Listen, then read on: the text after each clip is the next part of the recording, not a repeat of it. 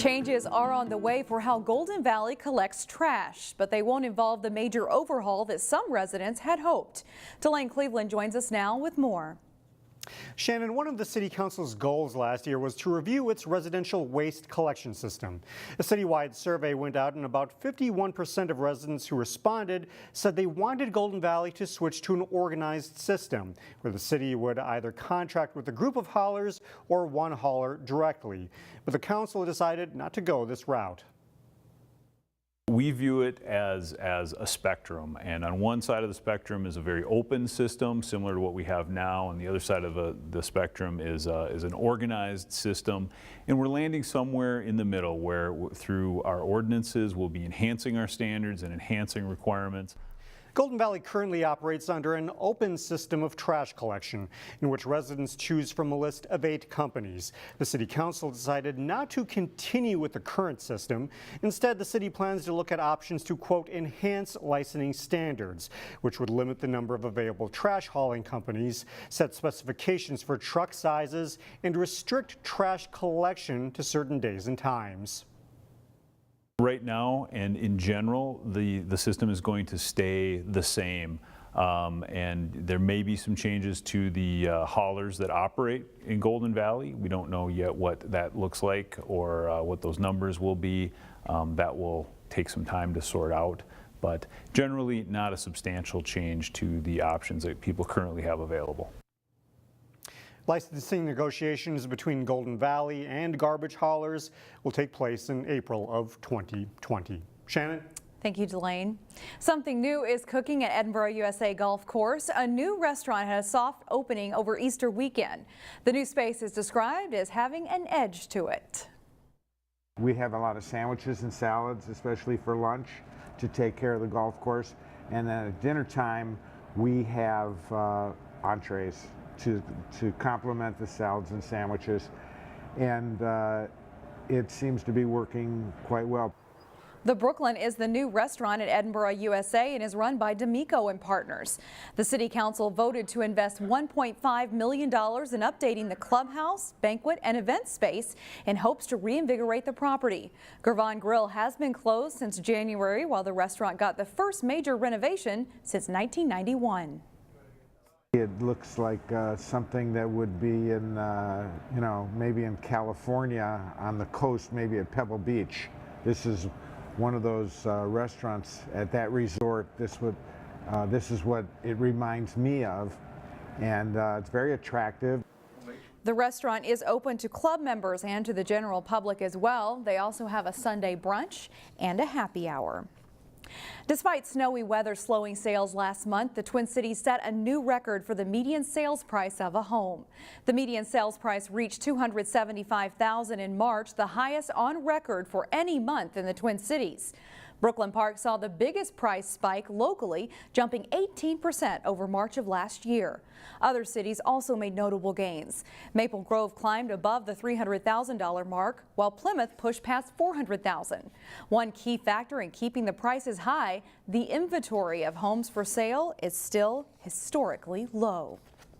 The banking industry has seen significant changes in recent years. Just this past week, Minneapolis-based U.S. Bank announced it would close hundreds of branches, mirroring a trend nationwide. So what's behind the closings? In this week's Business Matters, Corey Bork sat down with a University of Minnesota business expert for some answers. It's always difficult to pinpoint the cause of it. Retail banking faces a period of uncertainty. Just last week, U.S. Bank announced it could close up to 450 branches, or 15% of its more than 3,000 branches in the coming years. We don't know yet which branches will be affected. However, we do know online and mobile banking is playing a role. The long run. University of Minnesota professor George John says it's a trend that will continue. In some sense, it's a replay of what we see in retail. You know, Walmart's got a container, Amazon. However, there are differences.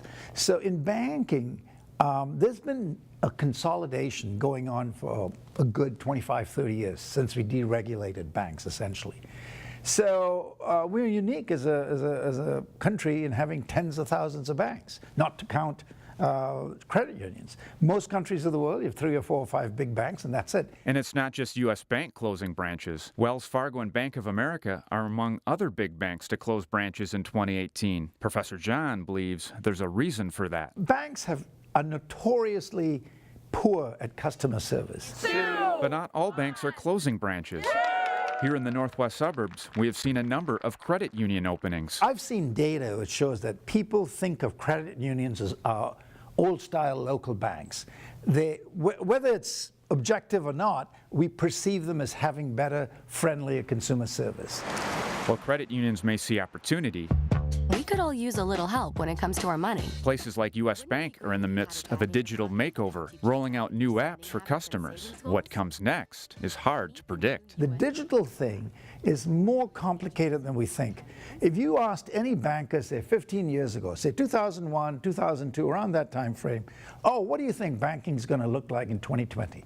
They'd say, oh, we're not going to use cash, we're not even going to use checks, it's all going to be cards and whatever. That day hasn't arrived.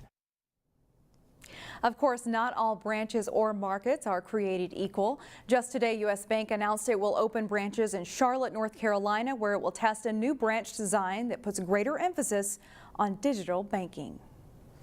Students of Robbinsdale area secondary schools are displaying their artistic ability. You can see their work at the Robbin Gallery through Thursday. There are a wide variety of pieces from drawings, pottery, and paintings to jewelry and photography too.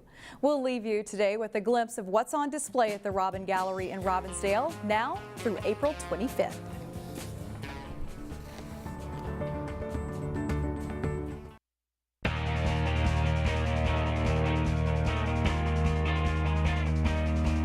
The Wayzata baseball team is hoping to make its 4th straight trip to state this season. It's so far so good early in the 2019 campaign for Bobby DeWitt's team. They hosted Forest Lake. Not a bad way to start the home half of the first. Cullen Stamp of Wayzata takes the first pitch deep over for a solo home run to tie the game 1-1.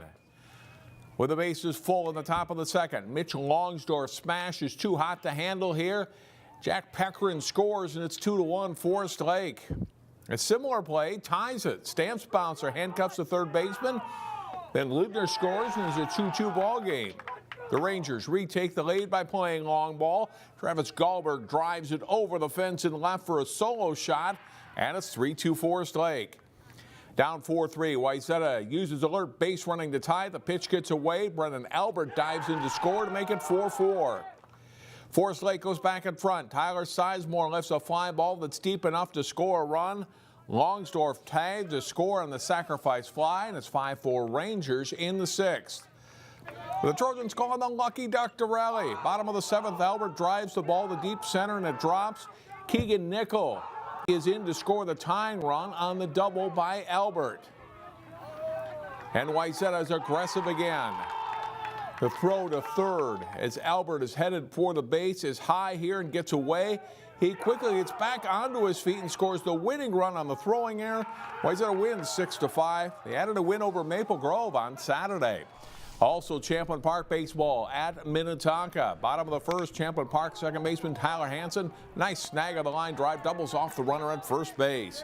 Bottom of the second, nobody can get this one though. Zach Zeta powers a fly ball to the fence, scoring Isaac Fuker and Nick Timson for a 3-0 Skipper's lead. Top of the 5th, Hansen drops a hit into shallow right field. Evan Hammonds hustles around, cutting the Skipper's lead to 3-2. Bottom of the 5th, Minnetonka's Mitch Class strokes the line drive that gets by the Champlin Park outfielder, and Class hustles in for a triple. He scores on a fielder's choice for a 4-2 Skipper's lead, and that's the final as Minnetonka hands the Rebels a loss. In softball, Brooklyn Park rivals Champlin Park and Park Center played in a Northwest Suburban Conference matchup. Two teams that could meet in the section playoffs. Top of the first inning with a runner on third base for the Rebels. And a wild pitch scores Aaron Reardon. One of 4 Rebels runs that score on wild pitches in the first. They lead 5-0. Bottom of the first, Park Center's Kiara Hertz singles up the middle. The scorer Hannah Ruhonen as the Pirates answer with 5 runs in their half of the inning. Bottom of the second, Park Center's McKenna Dugas drives a ball deep. This one hits to the base of the fence out in center. Ruhonen scores. It's 7-6 Champlin Park after 2.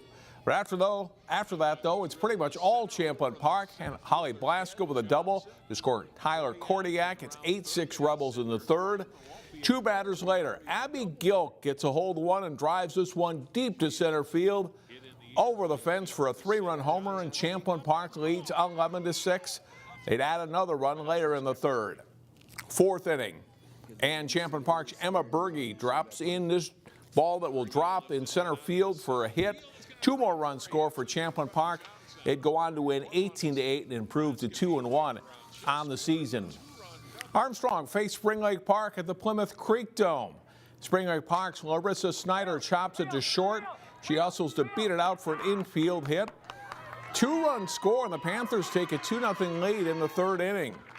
Leading 4-0 in the 5th, Spring Lake Park's Natalie Nussbaum drops a hit into center field to score Aaron Donnelly, and it's 5-0 Panthers.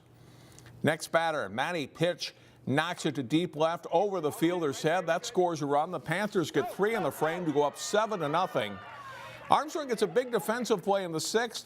Honor Gerard fields the comebacker and comes home for the 4th before JoJo Harrison fires to first to complete the double play.